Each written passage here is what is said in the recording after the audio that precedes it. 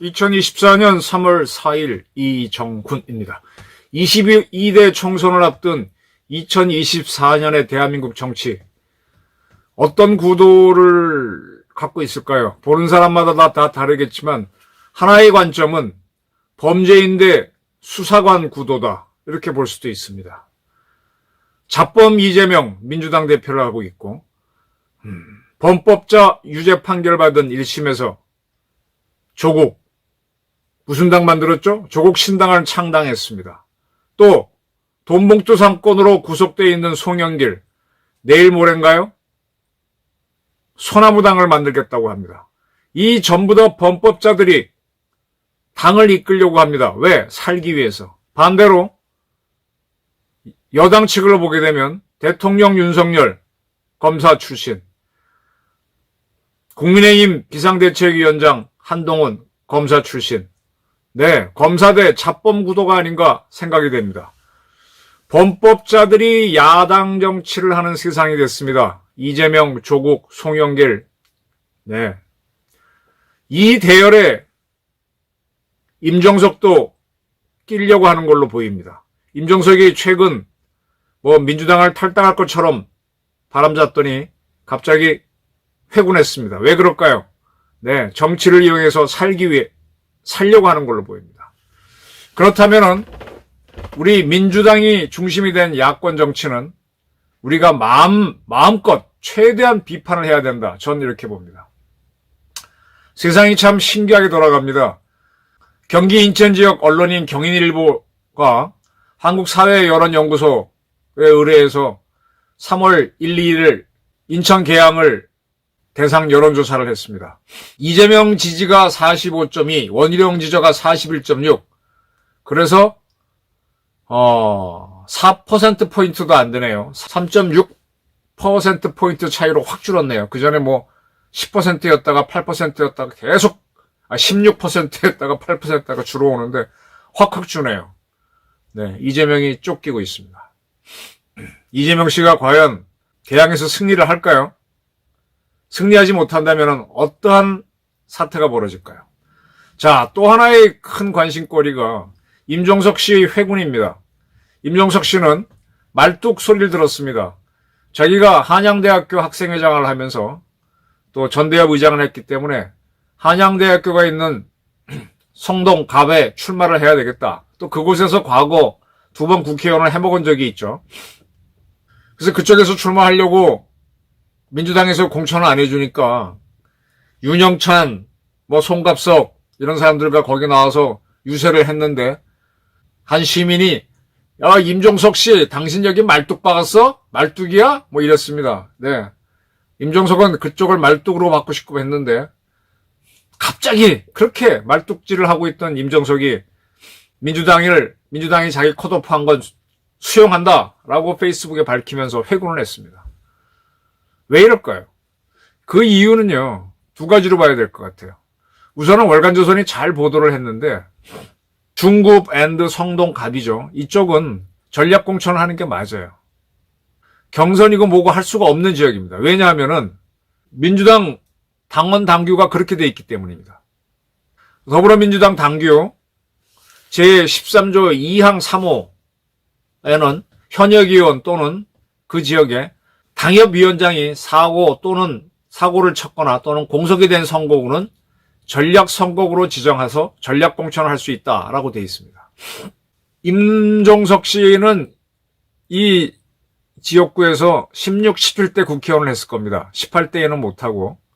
그리고 나서 그는 이제 다른 데로 갔기 때문에 그 다음에 홍익표 씨가 지금 민주당 원내대표인 홍익표 씨하고는 임종석 씨는 한양대학교 동기 동창일 겁니다. 아마 제가 왔다 갔다 하는데 임종석 씨가 학생회장 할 때 사회대학 학생회장, 단과대학 학생회장을 하면서 서로 아마 동기였을 겁니다.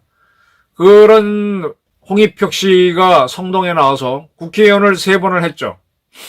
그리고 이제 이번 국회가 다가오니까 자기는 더 이상 여기서 출마하지 않고 서초울로 가겠다라고 밝혀서 내놨습니다.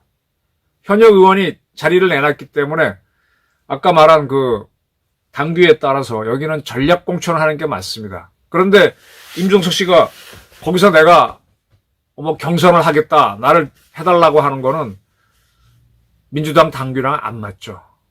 그런데도 윤영찬이나 송갑석 이런 사람이 몰려가서 지지 시위 유세를 같이 해줬는데 그들도 당원 당규를 잘못 이해한 측면이 있습니다. 그래서 받았다라는 해석이 있고, 또 하나의 해석은 뭐냐, 이건 참 복잡한 건데, 저는 복잡한 작전은요 그건 다 저는 제 경험상 복잡한 작전은 다 쓰레기라고 봅니다. 복잡한 거는 조건물이 많아요.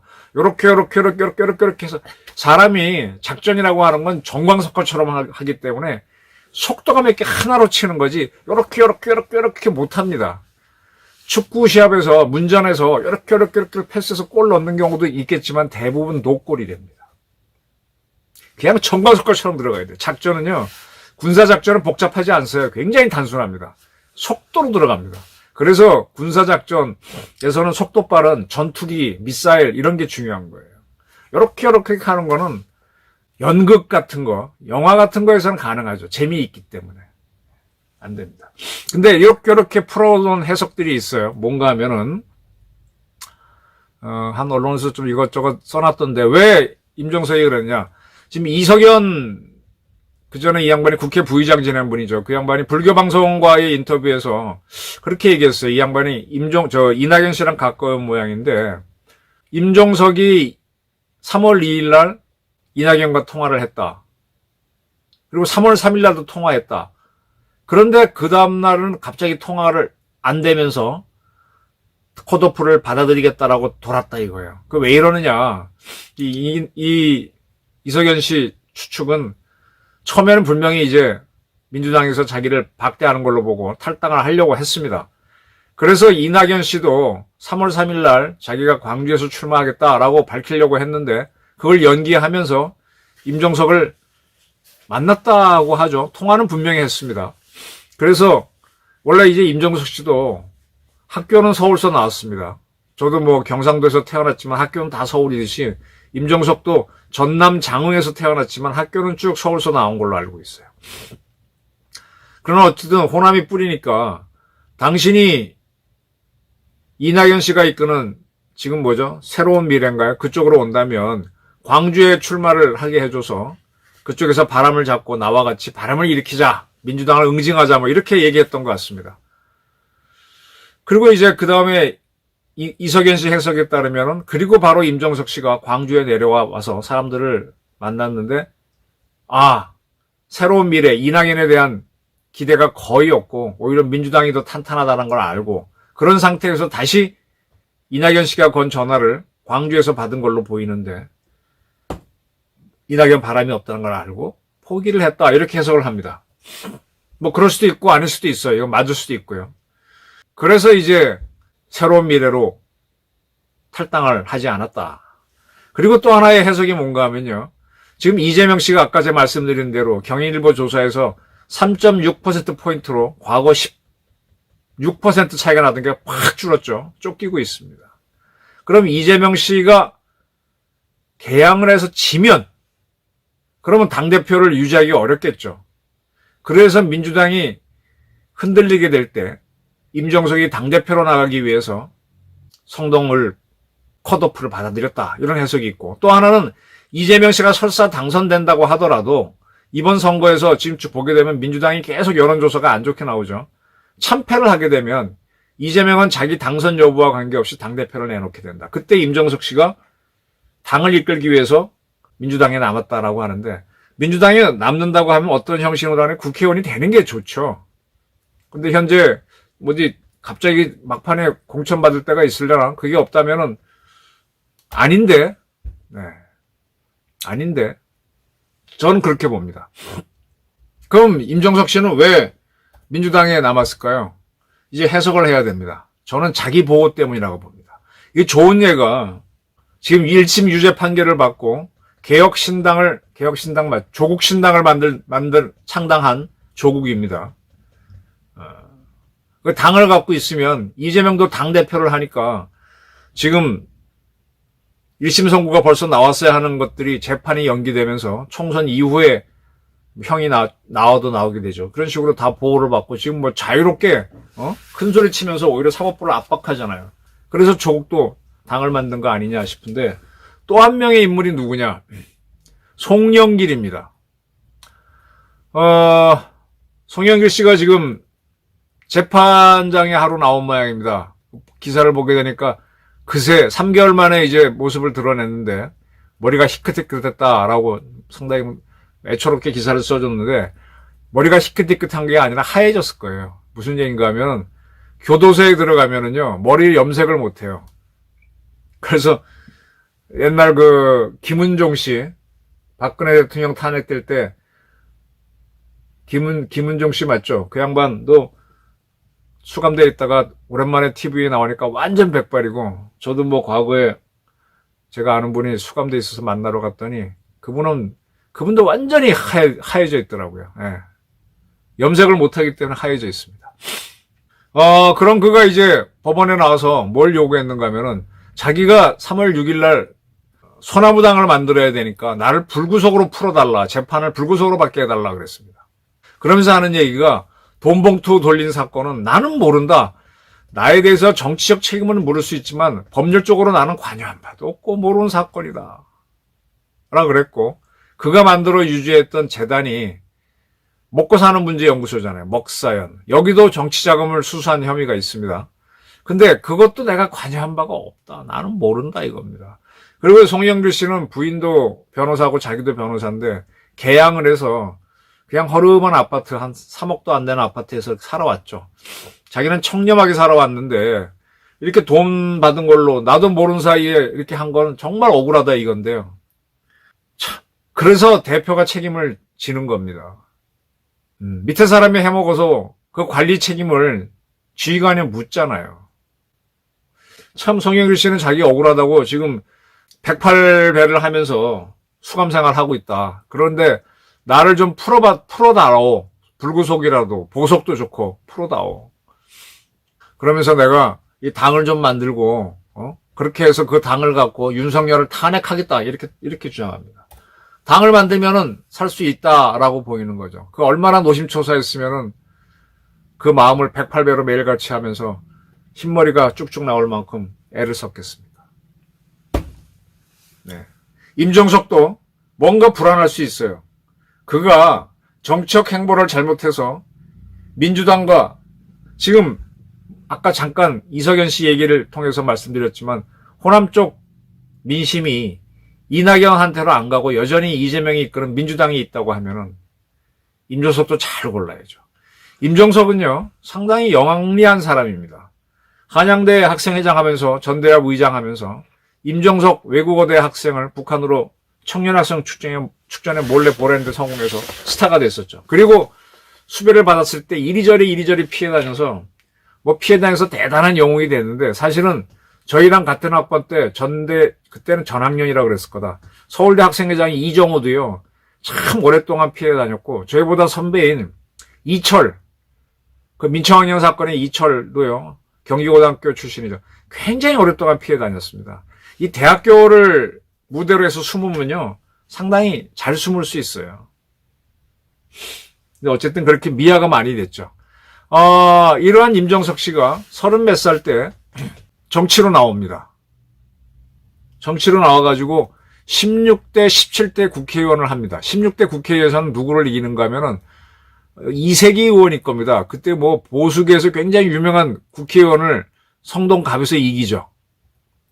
그러면서 이제 스타로 떠올랐습니다. 17대 이세기 16대 때 이기면서 이게 99년도 2000년 선거였던 것 같다. 하여간 뭐 거기서 그러죠.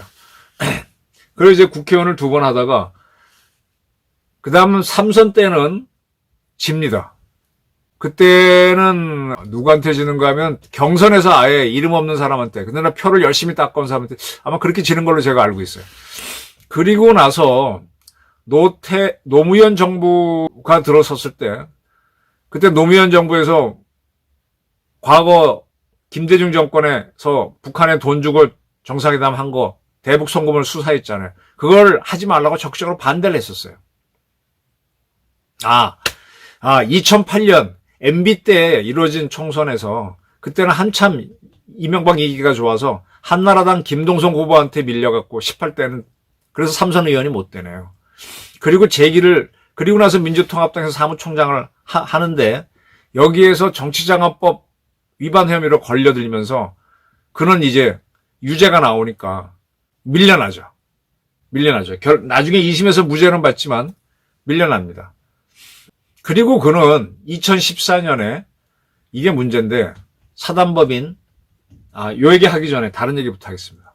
그리고 이제 그가 이렇게 밀려나고 난 다음에 2014년에 참 남북경제문화협력재단 이게 경문연이죠. 경문협인가? 네.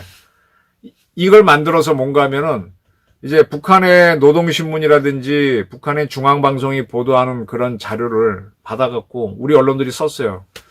근데 그게 저작권 위반이잖아요. 근데 북한도 우리 거 마구 쓰거든요. 근데 우리는 돈 못 받는데 그 돈 줘야 된다 그래서 그걸 중재를 하겠다고 이 친구가 이걸 만듭니다.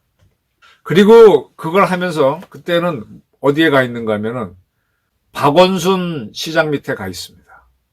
그래서 거기에서 정무부시장을 합니다. 이때는 이 친구는 박원순 계열이었어요. 그리고 2016년 20대 총선에 이제 출마를 하는데 그때 민주당 경선에서 패배를 합니다. 그 18, 19, 20대 18, 19, 20 계속 지죠. 이때는 하여간 어쨌든 그는 박원순 계열이었는데 이게 지고 난 다음에 2017년 갑자기 문재인 캠프에 상당히 문재인하고 각을 세웠었습니다. 문노가 비슷한데 노무현 정권 때의 대북 송금 수사에도 반대했던 사람이니까. 근데 2017년 문재인 캠프에서 당신이 들어와서 좀 비서실장, 후보비서실장 하라니까 그걸 들어갑니다. 그리고 문재인이 대통령이 되니까 비서실장이 됩니다. 그러니까 임종석은요, 박원순 계열에 있다가 문재인 계열, 이렇게 옮겨간 사람입니다. 굉장히 운동권이라서 자기 하나만 노선으로 갈 것 같죠? 아닙니다. 이리저리 바꿔온 사람입니다. 이러한 그가요, 2017년에 이제 대통령 박근혜 탄핵하면서 문재인 정권에 출범하는데, 그리고 난 다음에 북한이 지금 ICBM이 화성 12, 13, 15 이걸 막 쏘고 굉장히 위협을 만들죠. 그래서 전쟁이 난다 그래서 그때 문재인 씨가 아주 북한을 두려워하고 미국한테 막 도움을 요청하고 2018년 평창 올림픽이 안 열린다 막 이렇게 두려워했었습니다. 굉장히 두려워했었어요. 그러할 때 이 남북경제문화협력재단을 이끌고 있던 임종석 씨를 2017년 가을에 UAE하고 UAE에 특사로 보냅니다. 근데 그냥 보내는 게 아니라 대통령이 탈 수 있는 전용기를 내줘갖고 임종석이를 특사로 보내요. 그때 국가정보원 해외 담당 차장하고 몇 사람들이 따라갑니다.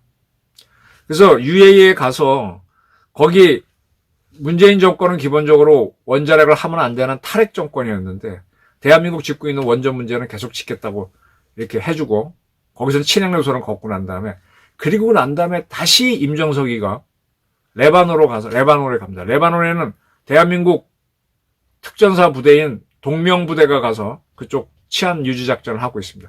그들을 위문하고 난 다음에 그 다음에 묘연한 행적이 하나 있어요. 레바논에는 게릴라들이 많죠. 북한과 통하는 게릴라, 헤즈볼라 이런 데가 많습니다. 그래서 그게 뭘까? 옛날 임수경을 보냈고 우리 대한민국 언론들이 북한 매체가 방영한 거를 쓰게 되면 그걸 돈을 받아서 북한에 주겠다고 저런 재단 만들었단 말이에요. 그런 친구가 대통령 비서실장으로 UAE에 갔다가 레바논에 갔다. 위문을 목적으로 가는데 저 친구는 임종석 동무라고 불릴 정도로 친북 인사인데 왜 우리 국군을 위문하러 가지? 근데 국정원 해외 담당 차장하고 또 서아무개 유명한 사람을 대동하고 갔네? 그래서 미국의 CIA가 굉장히 관심을 기울였고 그 당시 제가 만나는 좀 미국과 통하는 분들은 임종석이가 레바논 가서 뭐 했냐고 추적해보라고 했는데 저도 추적은 못했습니다. 뭐 방법이 좀 없었어요. 레바논에서 벌어진 거고 워낙 은밀하게 했기 때문에.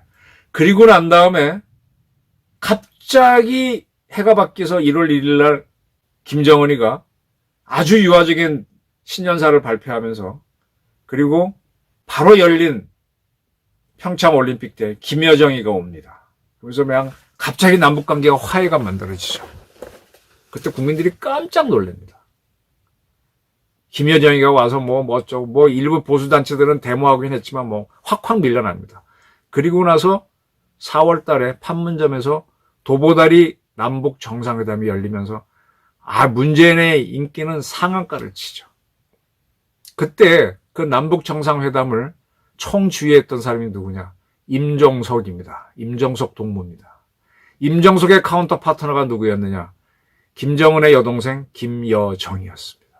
둘은 음지에서 계속 상황을 조절했죠. 물론 서훈 국정원장도 있고 누구도 있지만 다 그렇게 움직였다고 합니다. 그래서 임종석은 그 다음에 이제 그해 가을에 다시 평양에서 할 때도 그걸 또 했고, 그 다음에 남북관계가 안 좋아질 때에도 이제 이 친구가 맡아서 쭉 주도를 했었습니다. 자, 이제 문재인 정권이 무너지고 이제 거의 2년이 다 돼가죠. 근데 아직 우리는 문재인 정권이 대북 커넥션을 전혀 수사를 못하고 있어요. 그걸 손대게 되면은 민주당이 다수인 국회에서 결사적으로 반대하면 못하죠. 지금 저도 지금 이제 국정원실에 나오신 분들이 대공수사권을 국정원한테 줘야 된다. 이런 식으로, 국힘당은 공천, 공약을 만들어라. 이런 아이디어를 저한테 보내오고 했는데, 우선 국힘당이 다수당이 돼야 국가정보법원을 개정해서 대공수사권을 갖든지 할 거 아닙니까? 지금은 아무것도 못 하잖아요. 그래서 임종석 같은 사람이 살아있는 겁니다. 자, 근데 이런 상태에서 임종석이 자기를 공천 안 해줬다고 이낙연한테 간다. 근데 이번 선거에서 민주당이 이겨도 마찬가지고 저도 그렇다 그러면 진다 그러면 말할 것도 없고 그러면 자기는 배견하기 어렵죠. 민주당에서도 임종석은 그럴 거 아닙니까? 이낙연은 물론 당연히 날릴 거고. 민주당이 이긴다면. 진다 그러면 국힘당이 칠 거고. 그러면 임종석이 어디로 가겠어요? 이낙연한테 가겠어요? 이낙연 씨는요, 계속 이용당합니다. 이준석한테 당하고, 임종석한테 당하고.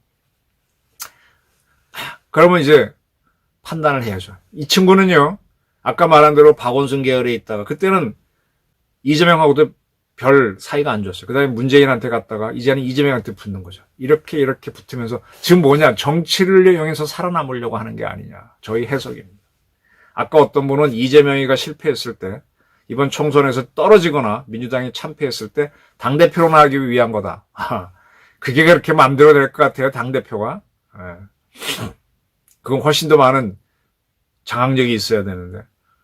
근데 자기가 생존하려면 어디가 유리하겠냐. 어쨌든 어느 당에 들어가 있어야 돼. 근데 민주당이 깨져도 한 100석 정도로 깨져도 2당은 될 거 아닙니까? 그럼 버틸 수 있죠. 아니, 버티지 못하더라도 그게 더 안전하다는 거죠. 저는 이래서 임종석도 정치에 기대서 생존하려고 한다. 즉, 정치를 이용해서 범법자들이 살아남고 있는 게 이재명이고 조국이고 송영길인데 그 대열에 말뚝 임종석도 끼려고 한다. 그래서 제 결론은 뭐냐. 세상을 올바로 보는 사람들이라면 우리의 야당 민주당을 마음껏 비판해야 됩니다. 어떻게 민주당이 그다음에 공화, 국가발전 그런 고유 임무가 아니라 범법자들이 살기 위해서 어떤 소도는 범법자들이 도망가면 처벌받지 않는 고대의 그런 공간이었죠. 그런 공간으로 되고 있냐 이거예요. 윤미향이 같은 자들이 민주당에 들어와서 국회에 들어와서 보호를 받고 4년 돈 다 받고 나가듯이 민주당이 왜 그런 처지가 됐는지 이 문제를 집요하게 따지셨으면 합니다. 이재명, 조국, 송영길 그 뒤를 임종석이 따르고 있다. 이거는 저희 해석입니다. 감사합니다.